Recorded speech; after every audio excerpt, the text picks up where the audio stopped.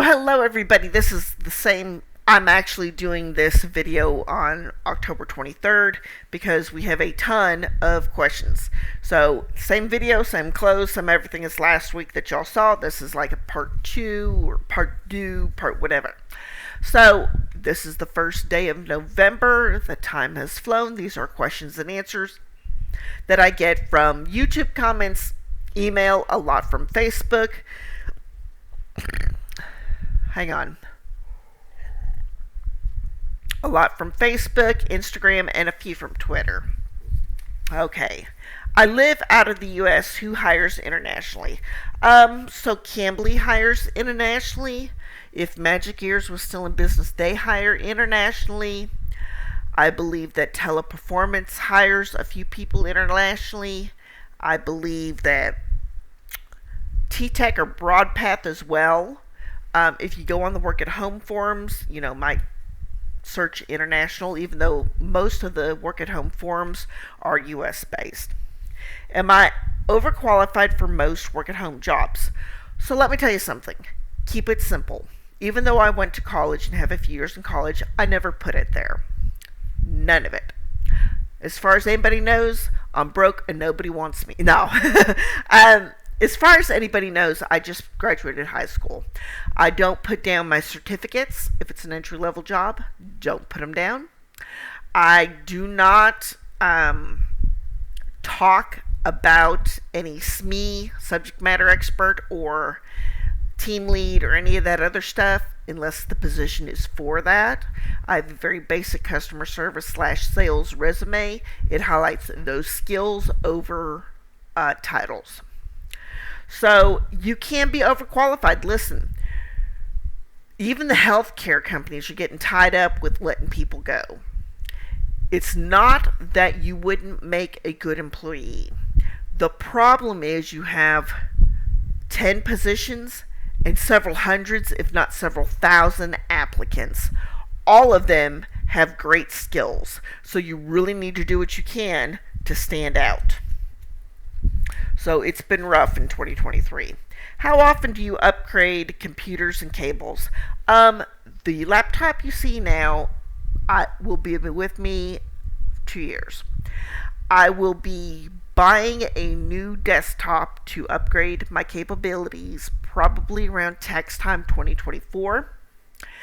All my cables are replaced every 18 months. That includes cable this, cable that, Ethernet cords, all of it replaced every 18 months. I keep the other pieces as emergency standby in case they're needed. But that's basically how I do. And since I work 1099, it is tax deductible. What equipment do you use for your YouTube channel? I answered this a few videos back, but we'll go over it again. Of course, I have my computer. I have dual screens.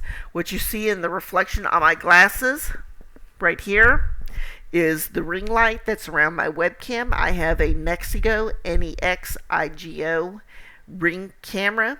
It is an external webcam with a ring light, so that kind of brightens things up quite a bit, and it's got several levels of brightening.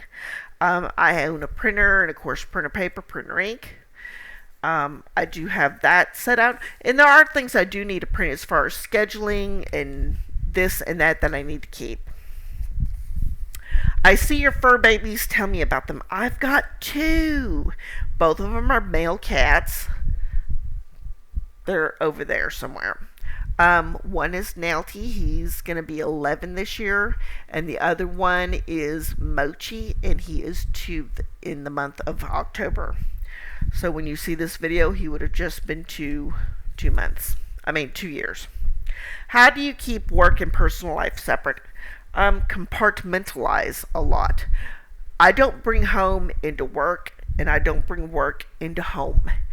Work, it's okay to be friendly with your coworkers, but I don't trauma dump my personal life. I also don't fixate on anything going on in my home life at work. As far as everything's great, both to work and to home. It's best to have some breathing room mentally. I have been gardening this year. I've been doing some spiritual reading. I have been walking. I've got my cats to play with, friends I reach out with. I'm going to be starting loom knitting, I think, December, January, something like that. Get back into doing that. But, you need to keep, and I got my tea. I'm not going to tell you what happened to the coffee. That's horrible. I'm not going to be drinking too much of it anymore. But that's kind of what I do. What is a good starting pay? And that will vary. So for me, I say if you can keep it around $15 to $20 an hour, and a lot of that depends on the responsibilities that you'll be giving. So take, for example, say you need that $20 an hour. A good company to go with is US Bank. They start everybody out at $20 an hour. However, it is back to back to back to back calls. Okay, and if you can't handle that, and I don't mean that in a bad way, what I mean to say is if that's not something that you're wanting to do, no matter what, that's probably not a good fit for you. Other jobs are very simplistic. The job I have with NextRep, very simple, one system, a few things you read out loud that's written on the screen, no average handle time being taken.